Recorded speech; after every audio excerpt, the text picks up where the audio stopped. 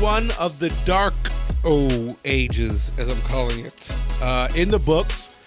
So let's talk about one on court, the X's and O's, because the point of reference that we're all really working with here is Nick Nurse and how this Raptors offense looked last year and how that kind of wore the fan base down and wasn't really as effective as they wanted. And now Darko comes in with his staff, changes things. Your impression of Darko ball, Jonesy, I'll start with you. Technically on the court, what do you think of the way the Raptors play the game, offensively and defensively? I thought they did a really good job offensively, adapting to the new system. And as I always say, I got a book full of plays too, and they work a whole lot better when I got Scotty Barnes running it as opposed to the 8th graders that I coached, right? Yeah. So, and you have to see with Darko being hamstrung a bit because of the injuries. But you look at the number of 30 assist games. Mm-hmm. They've set a record for most assists in a season by the franchise. One of the best fast break teams. And so and they weren't and they weren't healthy. Yeah. Like all of this being done at times with a substandard and without your full lineup. So I give them credit for adapting to his system. And this is a system that works. And it will work even better when you have healthy people. Now, I think there's a lot to be done on the defensive end. And again, part of that is personnel related because you don't have a lot of time to practice. There isn't a lot of continuity. But the league is going in such a way now that I'm not saying defense doesn't matter. It's being, as Steve Kerr says, they're legislating it out. I think it's just being devalued. Minimized. And people would rather see 121, 119. But that kind of changed towards the end of the year, which is kind of a controversy in itself. Yes, but the scores and the scoring is still elevated, much more so than we've seen in the past. So back to Darko and the offensive system, I think they got a great system. And I think it's going to work even better when they have healthy people. And I think there's an unselfishness, Sherm, to this system that you need to have, especially when it's important. Yeah, you need to have multiple ball handlers. Right. Your bigs have to handle the ball. Your guards have to handle the ball. Everybody has to be capable of making a play. And I think the roster is now really suited, when healthy, to run Darko's system. And, that unselfish play, it's got to be 1 through 5. And what we're seeing is these guys are adapting to that and understanding when the ball's moving, everybody gets to eat. And when you have a full roster of guys who can handle the basketball, this offense is going to flourish even more. And I really think the pacing of the offense is really good. I mean, running into those DHOs, running into screen and rolls where there's action off of that, and they've got the weak side cutting. All of that stuff is going to occupy defenses as long as it's executed at a high clip. And then you have to have, to me, the intellect to play that brand of basketball because you're making decisions at a high pace. Yeah. So you've got to be able to make those decisions, and you're going to make mistakes, but that ratio of mistakes to correct decisions has to be good. And I think they've got the intellect across the board on this roster. They've got the ball handling and skill set, and they've got a main core hub in Scotty that can kind of facilitate this whole thing. So I think Darko's system is very good, and it's suited for the players that he has. Now, you mentioned the big name. We talked about him last episode, Scotty Barnes, and Darko brought in for the Scotty era in certain senses. So a lot of the importance of this relationship was revealed in that conversation. He talked about, a little subtle jab, a little subtle challenge about, you're going to be on the best defender. But your impressions of how these two work together and the choice for Darko to be the guy to usher Scotty into an era of Raptor greatness. Well, I would say this. The management for the Raptors, they did an extensive search to find this coach. And they found one that they believe fits not only now because of the transition phase they're in, but thinking moving forward, is he going to be a guy who can kind of move this thing along down the road? And they think Darko is.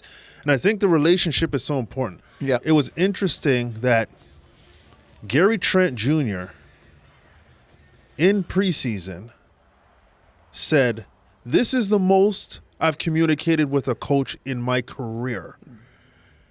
And that spoke to Darko saying, I'm a communicator. I want to talk. I want to know how they're doing. I want to keep those lines of engagement open.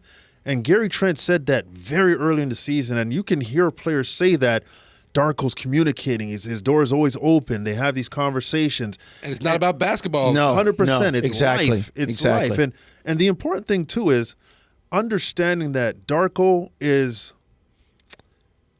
he's more than just a basketball coach when it comes to the communication. And when players feel like you care about them more than just a game, I think it creates a different kind of connection. And I think Darko's been able to do that. And his attitude, his disposition, every day is positive. With this losing, things could have went sideways quickly. Could have lost him. They could have, but he didn't because of his disposition, his approach every day to life, not just a game of basketball. There's a consistency about it. There really is. And on the way down here in the car, I was on the phone with a front office type. And we got into talking about coaching. And he said, right now in the NBA, you need to be able to speak the player's language. And he used that as a kind of a euphemism. And Darko speaks their language. You know, Adrian Griffin dropped a line when he was here years ago in the coaching clinic where he said, nobody cares how much you know until they know how much you care. Bars. And with Sherm talking about Darko, he exudes that. I mean, you talk to other people that come in to Scotiabank for games, the opposition coaches, Monty Williams, Taylor Jenkins, all of these guys, Billy Donovan, they all talk about Darko, and it's consistent with his caring, how much he cares about people, and that enables him to do his job. And the last thing to hit on, to Sherm's point, the person that's at the front of the ship, when they think it's going crazy, if they can't control it and keep it going in the right direction, in the words of Tracy McGrady, the ship be sinking. And the Raptors avoided all of that this year because of Darko. And with the 13th pick, the Toronto Raptors selected Gradey Dick, who had a wild year, a wild ride, and let's hear from him and his thoughts on how the season went down. How do you assess it? It was definitely crazy. Feels like it was a flash. But I started to think about, like, when we started, it does seem like it was a while. I talk all the time compared to a college season, is the last 10-game stretch where going game by game quick, and I think that's most of the college season. So it was pretty crazy to think about. But the season was a blast, and I wouldn't want it any other way. It has its ups and downs, but any season does. So I'm thankful that I'm here. What do you think was your high point of the season? Not even necessarily like your career high, but just when were you feeling like, damn, this is the coolest place to be? Really just when I started getting, comfortable out there, kind of mid-season, after the kind of 40-game stretch, really just getting used to being out there with the guys. Obviously, there's some obstacles in the way with, guys in and out, but that was another big thing. There's so many changes that happen throughout the season. So I think just being prepared for, what I'm asked to do, and then when I started kind of taking that preparation seriously, and like I said, got comfortable out there, it was fun. When you look back at the start of the season for yourself, what do you attribute those struggles to, and what changed for you? I think it was just coming into a new thing with the season, and honestly, that was, to be honest, probably the most I've dealt with and struggled with, in one season, and I think it taught me a lot about myself. And I always go back to kind of the coolest thing my parents said was, without struggle, your story's not gonna kind of worth being told, and if you can't fight through that and be resilient, then what makes a good story. So I feel like kind of going through that, being resilient and just trying to play the game that I've been playing since I was little and getting comfortable out there, taught me a lot about myself.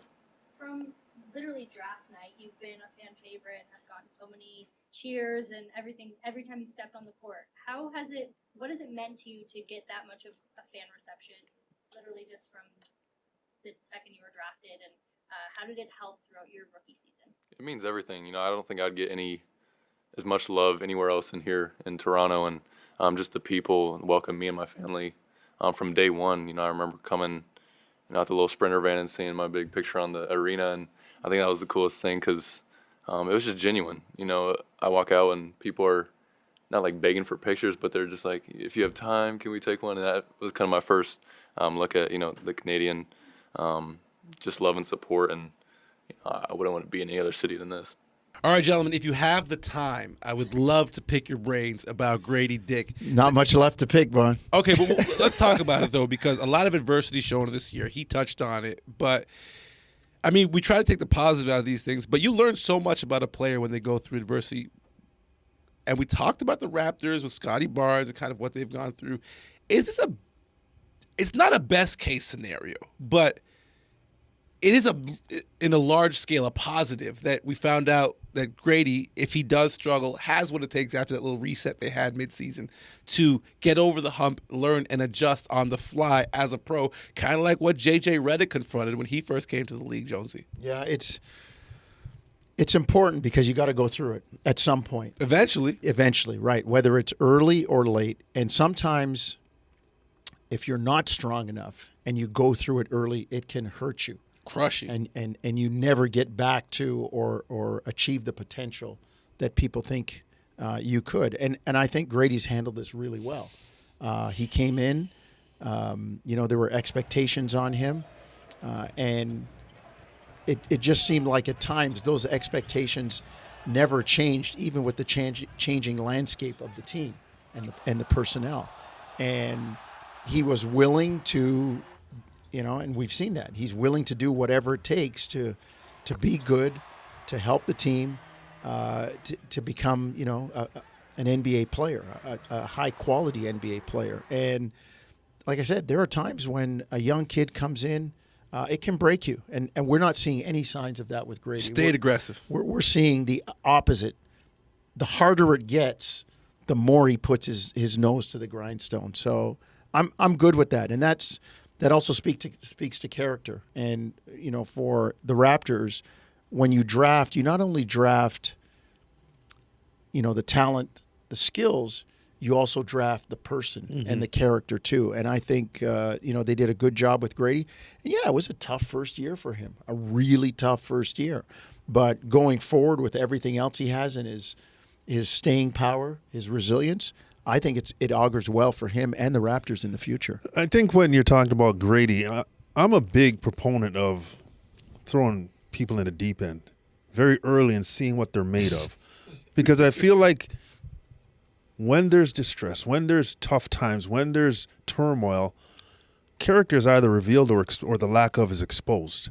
And I think Gradey, when he went down to the G League, it was a rough trip in terms of production-wise and pretty much all the questions that were surrounding him. Yeah, you got commercials on TV 100%. And you're down in the G There's League. a lot of pressure, a lot of focus on you. And I think the great thing, too, is he was in that situation, but he had a lot of support from this organization.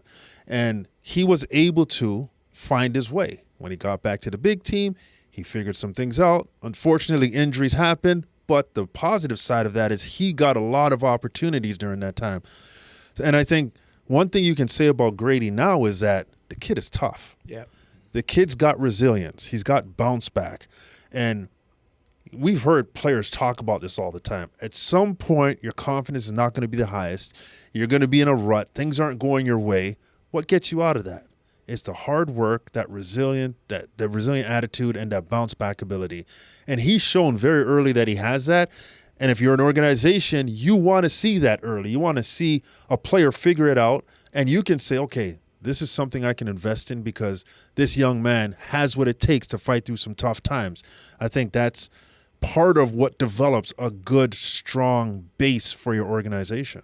And it speaks well of the Raptors organizationally moving forward, getting back to their player development roots, that they can actually support a player going through something like that and allow him to rise back to the level of play that he wanted. The most recent Raptor to ink a long-term deal was Kelly Olynyk, and he spoke with the media. Let's check in with what he had to say.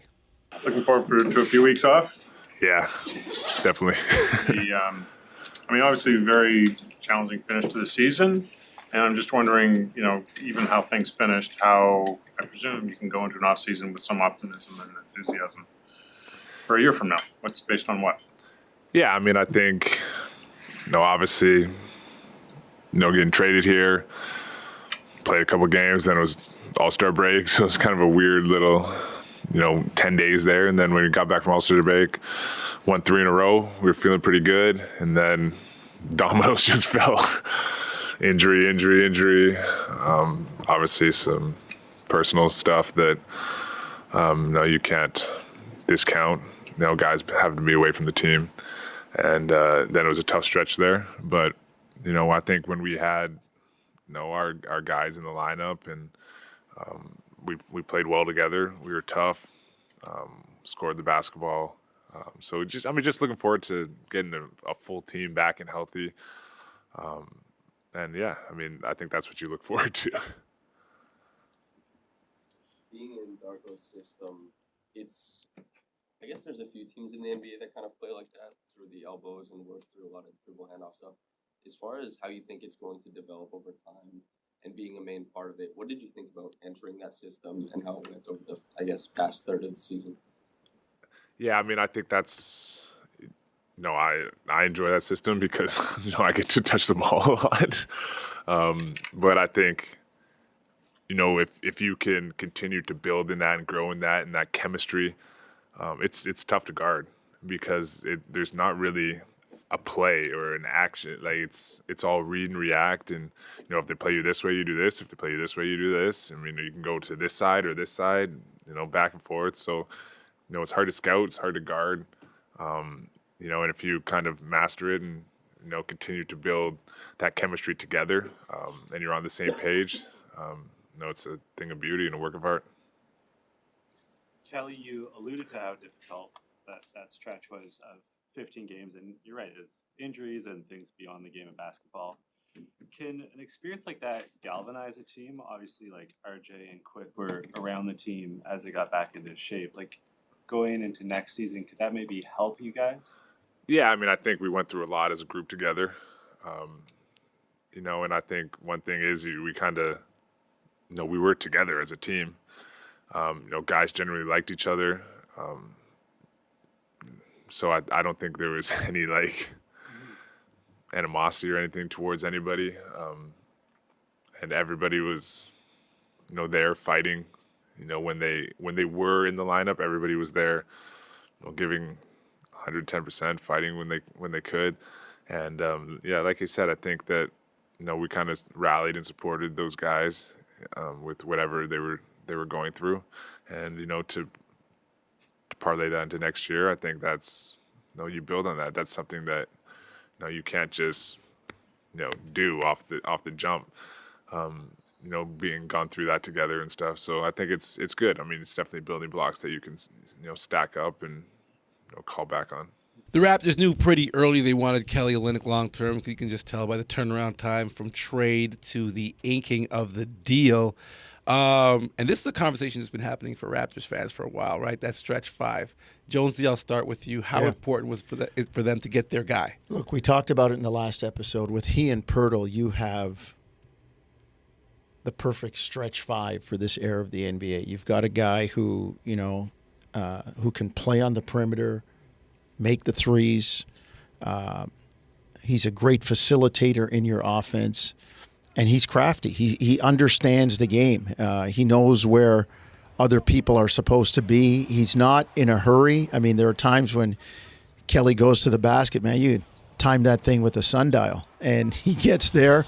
And, the shot fakes and the footwork, getting people, off balance. And he's effective down there. He's effective on both the inside and the outside. Scoring, as I said, passing. He does so much. And that's what you need in the modern NBA. You do need a stretch 5. And let's face it, that's one of the questions that a lot of people have about the Canadian who was Player of the Year in the U.S., Zach Edey, going into the draft, right? Can he be any kind of a stretch-type player? Because that's required in the NBA right now. And the Raptors have found that in Kelly Olynyk, and they found it in a veteran who has experience and is a great fit with a lot of these young guys. And I say this with all due respect because it's an endearing statement. Kelly's got a little YMCA in him, old man at the YMCA game in him. And I love it because it really throws defenders off. His timing, his trickery, his ability to slow roll people into position. Ask Eugene Omoruyi. 100%. He just has an understanding of how to play the game at a very high level. Yeah. And it fits with his skill set and his size. And the other thing that the Raptors got to see with Kelly is they put more on his plate due to injury towards the end of the season. And he responded extremely well with more pressure, more opportunity, to be more of a playmaker, a scorer. He did all of that. So that's a great thing to see. And the overall perspective that the organization, listen, Masai and Bobby understand. Beyond the Raptors, there's a synergy with the national team in Canada and the Olympics and all of the things that are building. And Kelly's a big part of that. And, you put it all together and it all just makes sense. Kelly fits here. This is home. And everything that's going around with the country and the person Kelly is. Kelly's a very, very good person, and he fits the locker room of this team as well. So there's a lot of great things about Kelly Olynyk that fits his team, especially when everybody's in position. He's a really big piece. Still more Raptors to talk about here in our final segment of episode 2. So, Sherm, I'll start with you. Which player are you intrigued by how things will play out with this summer? I was really interested in, the way that Ochai kind of fit into this situation. Defensively, he's shown he can do a lot of things on that side of the basketball. He's strong, he's physical, he's got very good timing, he can block shots. You look at his field goal percentage, though, and he struggled to shoot the ball. And I think in this system, he's got to be able to shoot the ball better than that. Because everything else on the other side of the basketball, you completely enjoy and agree with. But if he can shoot the ball better, and a good summer of hard work on that shot. Stick him in the gym. Knocking down, shooting a ton of shots, and he comes back a better shooter. I really like his fit because on the defensive side, you can match him up with bigger, smaller guys, and he can accept those challenges, and he can neutralize people that you don't have to send a second defender all the time, and that keeps your defense and rebounding in place. But he's got to make shots, and that's my only thing about him. If he makes shots, really like how he fits. Jonesy, you said you wanted to touch on some guys. Yeah. I mean, when Sherm mentioned Ochai and he got here after talking to some people around the league, I thought he could be like OG light in that sense, right? Gary Trent Jr., what happens? What is his fate? What happens with Gary going forward? 71 games. I thought he did a really good job when he was thrust into the spotlight. There were some inconsistencies there, but I mean that I think comes from being at the top of the scouting report with all the attention on him. I thought Gary did a really, really good job. When he was kind of the lead dog, and he's going to get paid. I don't know whether it's Toronto or somewhere else, but he's an intriguing guy. And then the other guy is Bruce Brown. A lot of people think that maybe he doesn't fit. His timeline isn't that far off from, some of your young core when you think about RJ, Emmanuel, Scotty. He's not that much older. He's got championship experience. So he's another guy. I'll be interested to see what happens with Bruce Brown. All right, that does it for today's episode. Still more to come. Episode 3 featuring the president, Masai Ujiri. That does it for us. See you guys next time. Thanks for watching the Toronto Raptors YouTube channel. Check out our latest videos and subscribe for more.